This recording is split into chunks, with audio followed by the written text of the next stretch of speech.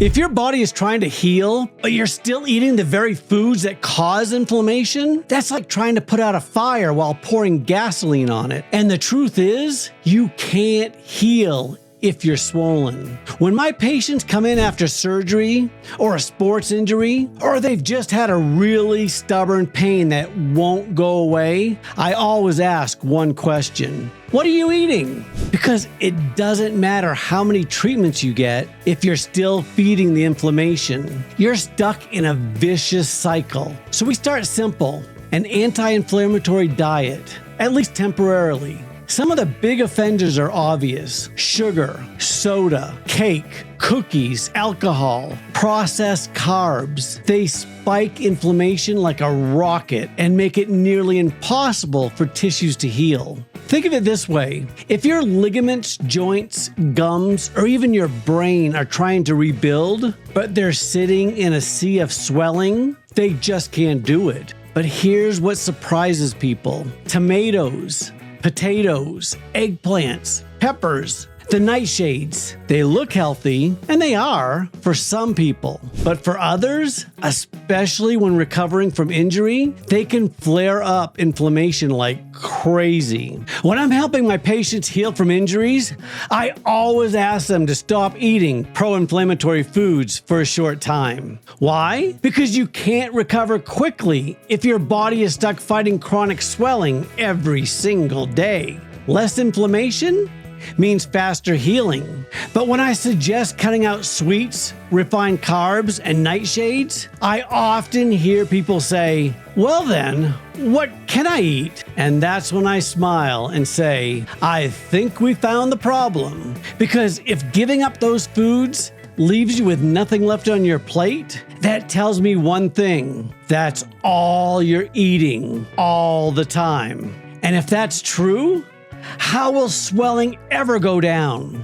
If cutting out these foods wipes out 90% of your diet, no wonder you're bloated, stiff, and swollen. This isn't about deprivation. It's about removing roadblocks to healing. Swelling is supposed to help your body heal, but if it sticks around for too long, it does the opposite. It blocks oxygen and nutrients from reaching the injured area, like a traffic jam on a healing highway. Now imagine that swelling happened inside your shoulder, your gut, or even your brain.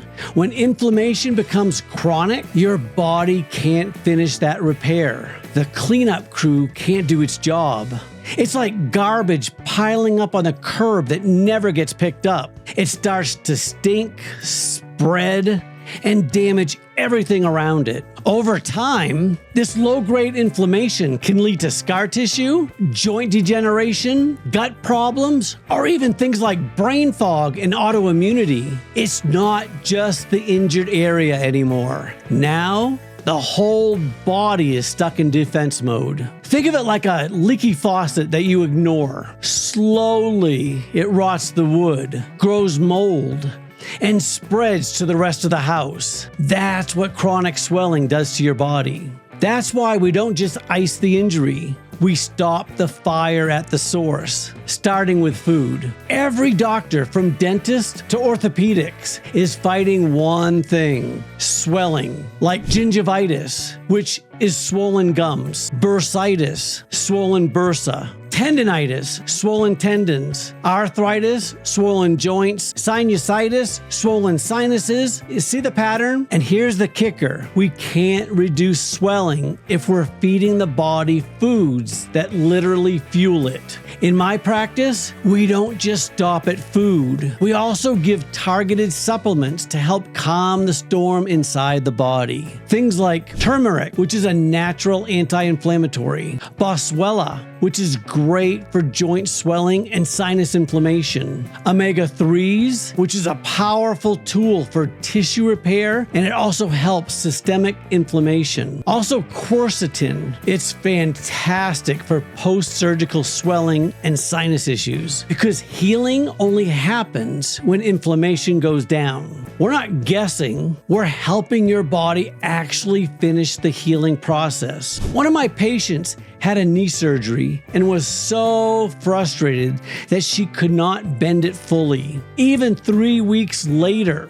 But once we pulled the nightshades, sugar, and bread from her diet, she came in just 10 days later and said, "I don't know what's happening, but I finally feel like I'm healing." It wasn't the knee that was the problem, it was the food blocking the recovery. Inflammation isn't just a symptom, it's a sign that your body is stuck in survival mode. If you're trying to heal, start by clearing the path. Give your body a chance to rebuild by removing what's slowing it down. Swelling that lingers isn't just a symptom, it's your body's cry for help. It's saying, "I'm trying to heal, but I can't do it alone." But when you take away the foods that fuel the fire, when you give your body exactly what it needs to repair, restore, and rebuild, you stop fighting against your healing and start working with it. That's when the pain fades. That's when the stiffness loosens. That's when real recovery begins. If you're ready to clear the path and finally feel the shift, my next video walks you through exactly what to eat to calm inflammation and support deep healing. So click over and take that next step.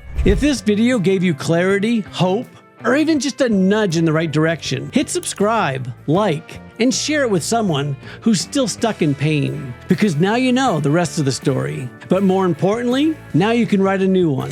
Thanks for watching, and I hope this video gave you something valuable to take away. Your next step is just one click away. Check out our next video right here. And if you want to join this community and see more content like this, hit subscribe and give it a like. I truly appreciate the support.